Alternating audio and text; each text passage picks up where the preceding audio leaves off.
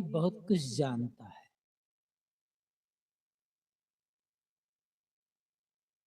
किंतु जान करके भी अनजान बन जाता है। जानना काम नहीं आता है। जो जानते हैं उसका अर्थ क्या है,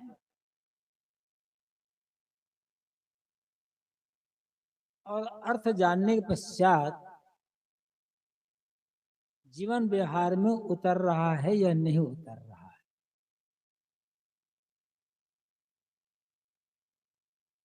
तोता को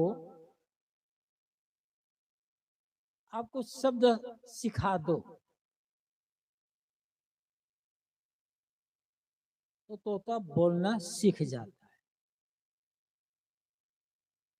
कोई कोई तोता को राम राम बोलना सिखा देते हैं तो जब जैसे घर में घुसो तोता राम नाम बोलता है। कोई कुछ और, कोई कुछ और। एक कबीर आश्रम में एक तोता पाला गया था, बहुत बड़ा तोता था। वो बंद रहता था पिंजड़े में। जैसे कोई जाता था वैसे ही तोता जोर से साहेब बंदगी बोलता था। तो सिखाया गया था। वो साहेब बंदगी का अर्थ क्या है उसे पता नहीं, लेकिन सीख लिया। ऐसी ही दशा हमारी भी है। वो कहानी सुनी होगी ना, याद होगी। एक बहेलिया जंगल जाता था, जाल फैलाता था, तोतों को पकड़ता था और ले जाकर बाजार में बेचता था।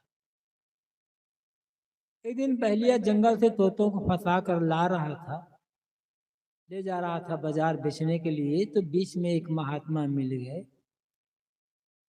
महात्मा ने देखा कि बहुत से तोतों को ये फंसा रखा है। उसने पूछा, भाई ये तोते तो आसमान में उड़ने वाले हैं, इन्हें फंसा क्यों रखे हो? बहेलिया ने कहा, महाराज यही तो मेरा धंधा है। रोज जंगल अपना और परिवार का पालन पोषण करता हूँ। तो संत महात्मा ने कहा, ऐसा करो तो तोता आज मुझे ही बेच दो। महात्मा ने सारे तोते खरीद लिए और ले आए अपने आश्रम। और तोतों को पढ़ाना शुरू किया। बधिक आएगा, जाल बिछाएगा, दाने डालेगा, मुझको फंसाएगा, निश्चित मैं नहीं फंसूंगा। कुछ दिनों में सारे तोते रट लिए और दिन भर यही रटते रहे। बधिक आएगा, जाल बिछाएगा, दाने डालेगा, मुझको फंसाएगा, निश्चय मैं नहीं फंसूंगा।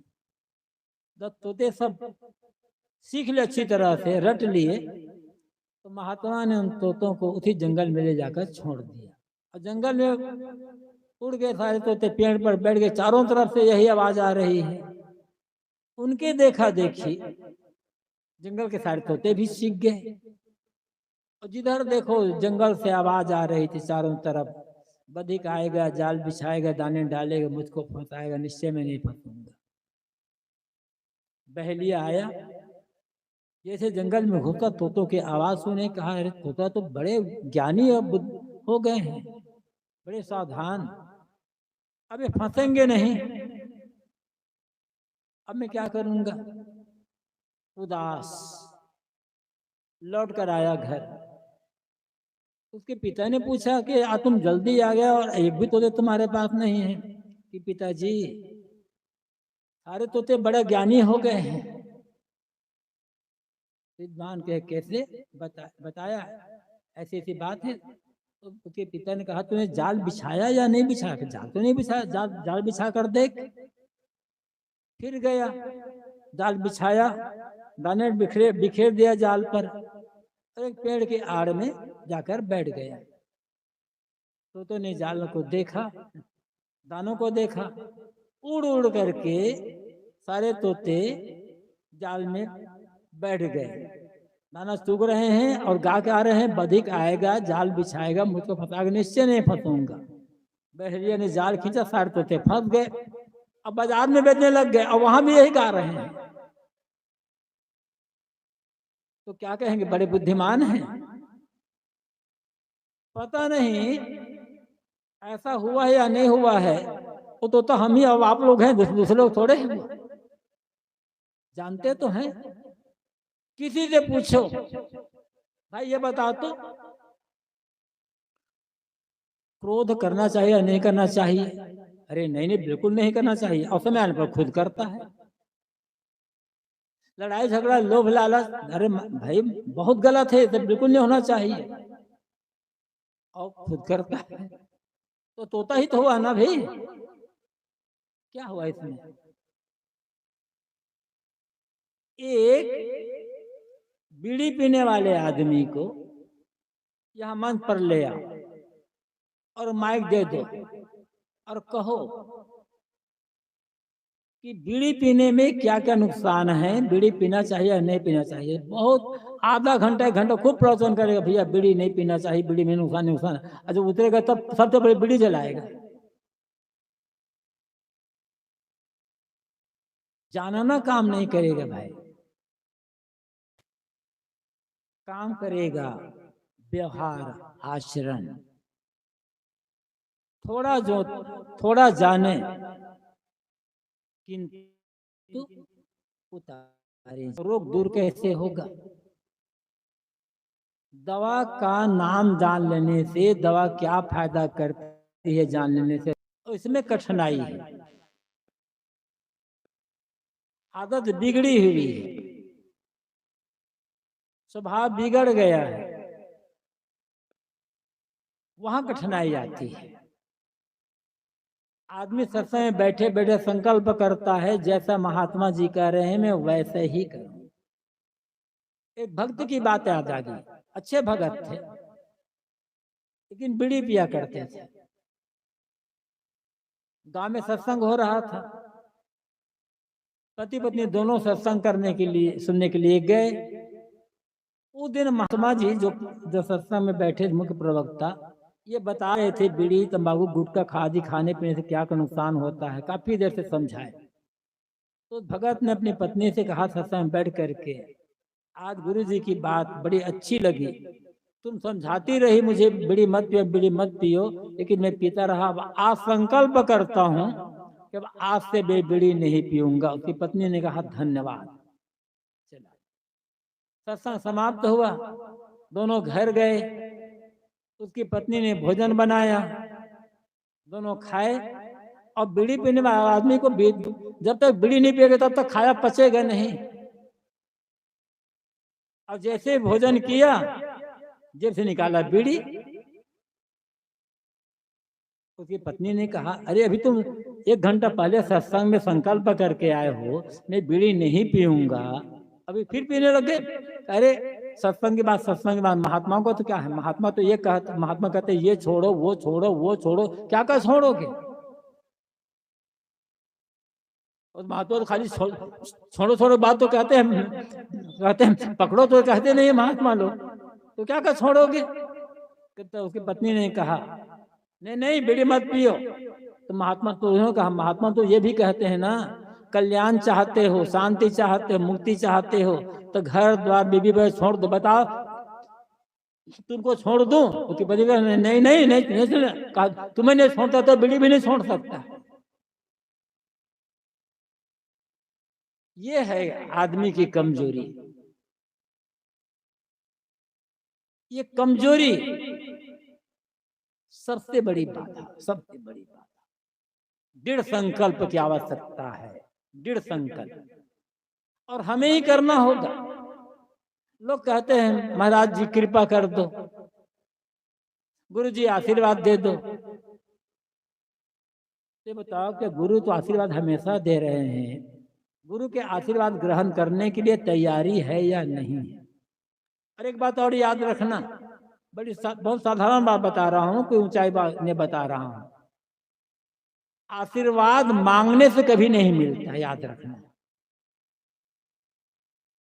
आशीर्वाद पाने लायक काम करो, अपने आप आशीर्वाद मिलेगा। जब हम जबान से आशीर्वाद देते हैं ना, वो आशीर्वाद झूठा होता है। जो आशीर्वाद अंदर हृदय से निकलता है वो सच्चा आशीर्वाद होता है, और वो मांगने से नहीं मिलेगा। और हम चाहते हैं महाराज गुरु जी आशीर्वाद दे दीजिए। गुरु जी कैसे आशीर्वाद दे दे, क्या कहेगा? आशीर्वाद मांगने चक्कर में नहीं पड़ रहा है भाई, अंदर से आशीर्वाद, प्रकृति आशीर्वाद देगी आपको हमें। जब हम वैसे अपना मन अपना जीवन बना लें, तब मांगने से भीख मिलती है, और भिखारी को कभी पूरा नहीं पड़ता है, चाहे जितना भी मिल जाए। इसलिए भीख मत मांगिए, मेहनत करिए। बाहर तो मेहनत करते ही हैं, और करना चाहिए भी। ऐसे भीतर भी मेहनत करने की आवश्यकता हुई। सदुल कबीर ने कहा है, करू बहिया बल अपनी छाण बिरानी आस, जाके आंगन नदिया बहे सोकस मरे पिया। जिसके आंगन में नदी बह रही हो वो प्यासा क्यों मरेगा। दूसरे का भरोसा छोड़ दो, अपने बाहुबल का भरोसा करो। कहते महाराज जब तक ऊपर वाले कृपा नहीं होगी तब तक हम कैसे कर सकते हैं, आपको ही करना पड़ेगा। किसी व्यापारी ने कहा है आज तक, महाराज जब तो ऊपर वाली कृपा नहीं होगी हम दुकान कैसे खोल सकते हैं। जब ऊपर वाला चाहे तभी दुकान खोलेगी। जब तक महाराज हमारे करने से क्या होगा, हम चाहे जितना भी कर ले, जब तो ऊपर वाला कृपा नहीं करेगा, हमारे खेत में धान नहीं होगा, गेहूं नहीं होगा।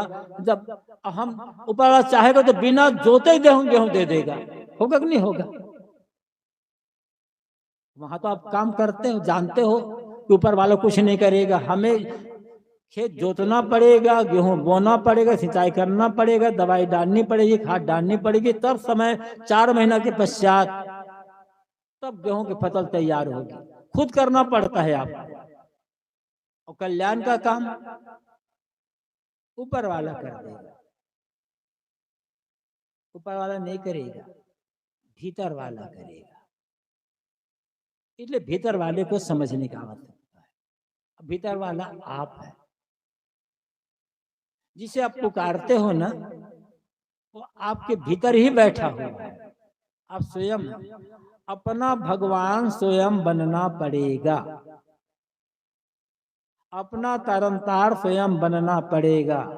और बनना क्या, आदमी भगवान है, भगवान कोई अलग नहीं होता है।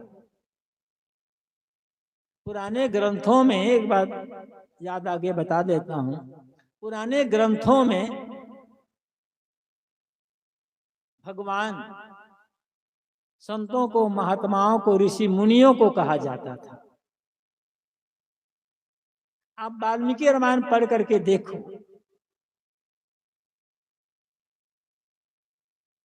पूरी वाल्मीकि रामायण में राम को कहीं भी भगवान नहीं कहा गया है।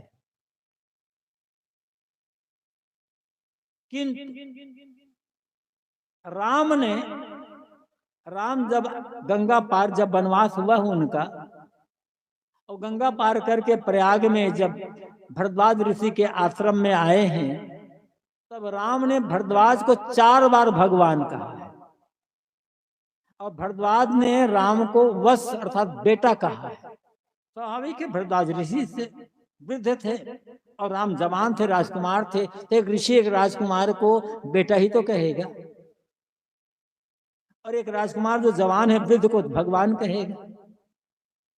ऐसे ही जब राम वनवास के दौरान अगस्त और सुतीक्षण के आश्रम में पहुंचते हैं, तब वहां भी अगस्त सुतीक्षण को भगवान कहते हैं। भगवान का मतलब क्या होता है? मुक्त पुरुष।